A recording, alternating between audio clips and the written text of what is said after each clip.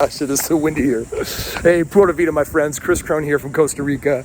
Today, I'm going to be making a video for you about where you should buy a house in 2021. You've noticed last year the prices jacked up.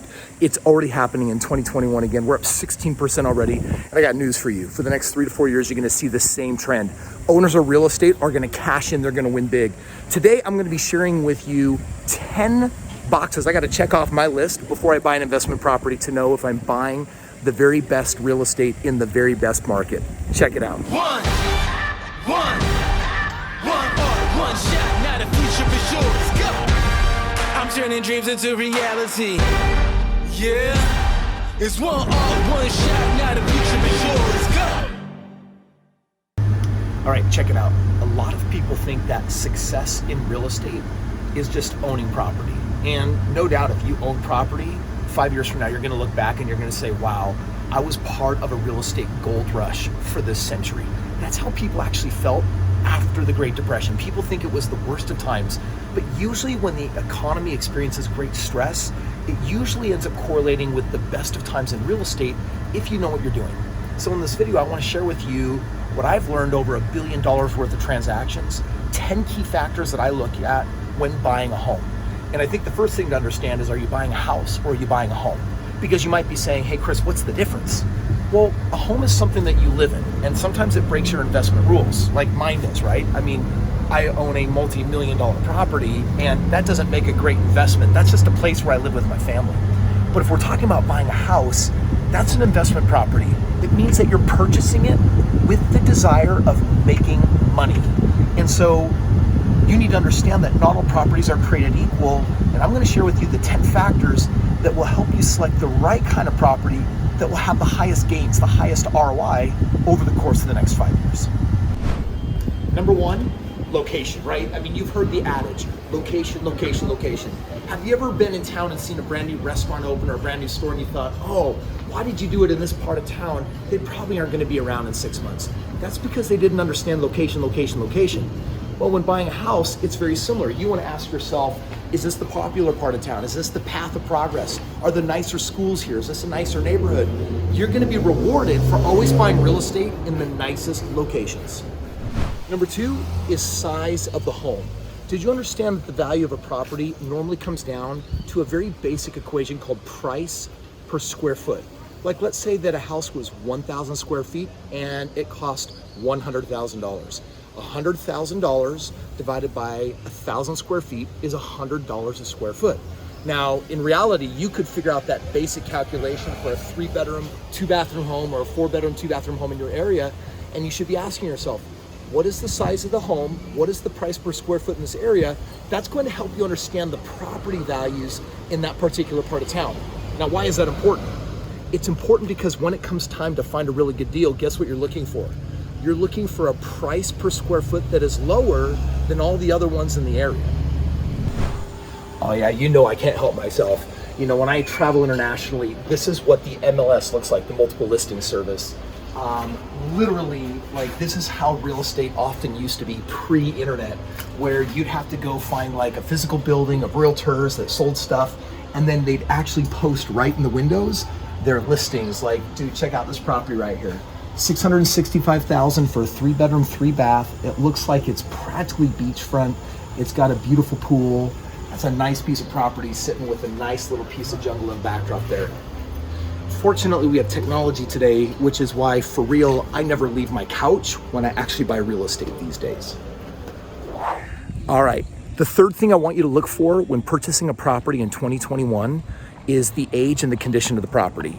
For example, the newer the home, the higher demand there will be. It'll be more popular, more people will be interested in that home. And sometimes an older home, if it has deferred maintenance, like the roof hasn't been replaced or it has other problems with it, a lot of people aren't really interested in that, but that can be perfect for an investor. You have to have limits, however. Most of my homes I buy are newer. They've been built inside of the last 20 years generally. And when I buy it, I want to do a full inspection on the property because I want to make sure that I'm not walking into any deferred maintenance. I'm going to ask the seller of the property to cover and pay for those costs as a part of the negotiation process, or I'm going to need to get a better deal on the property. So please consider the age and condition when looking at buying a home. And this is why we're talking about number 4, which is updates and renovations, right? Like if a place is, oh my gosh, look at that. They're freaking chasing each other. I wonder if that one wants to eat the smaller one. He did something, that iguana did something to upset that guy. Listen, check it out. If a property has been renovated, if it has been updated, they're gonna increase the price. That's gonna factor into the value of the property itself. And so that's just something else for you to be aware of, is that if there has been renovations done on it, if they just put a new roof on it, they might be up in the price a little bit. All right, the 5th market force that you need to be aware of when selecting a house for 2021 is supply and demand. Okay, so if you understand, supply means how many houses do we have available, and demand is how many people want houses. Right now we have a historic problem. We have got almost no houses, no inventory, and we have a record number of people wanting those houses. Guess what that does to the price? It drives that price up. Similarly, a few years from now, when we've been overbuilding, we'll have the opposite problem. We'll have too many houses, not enough people wanting them, and that's going to lead to the bubble bursting and a huge market crash. But buckle up, we're going to find for the next several years that the prices are going to keep on climbing, which means 2021 is probably one of the most important years for you to actually be buying real estate right now.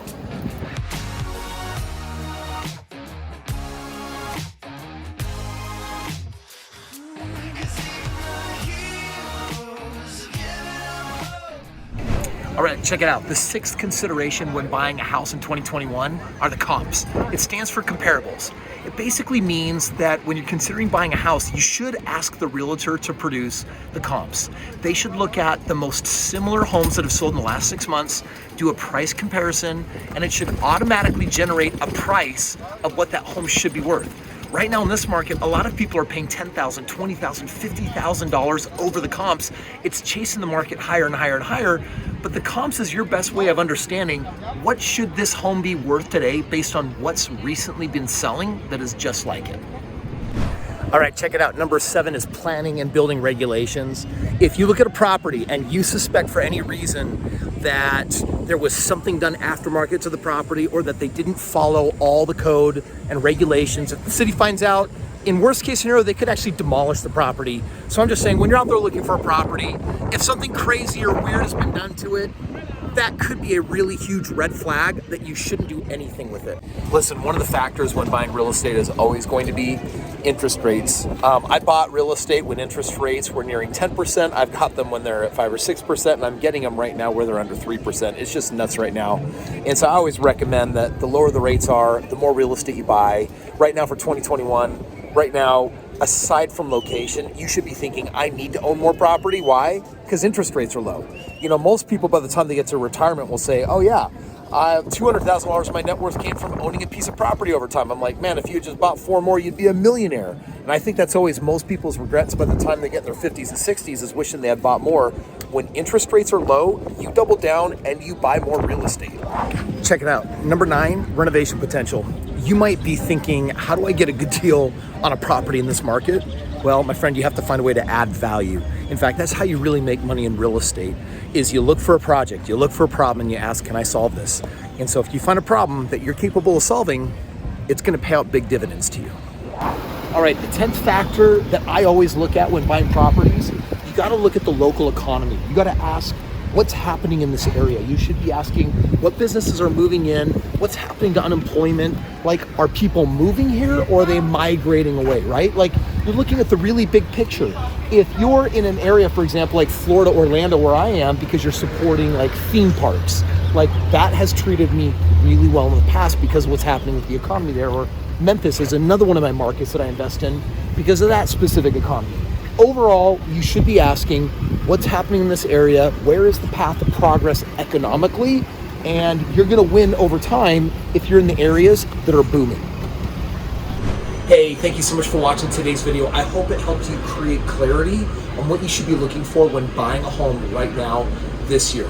On top of that, if you're looking at playing real estate on more of a pro level and you want to team up with me, right now I've got my hands literally on the top 3 markets. I just opened up a brand new market where I'm purchasing real estate that has higher ROI than I've ever bought before.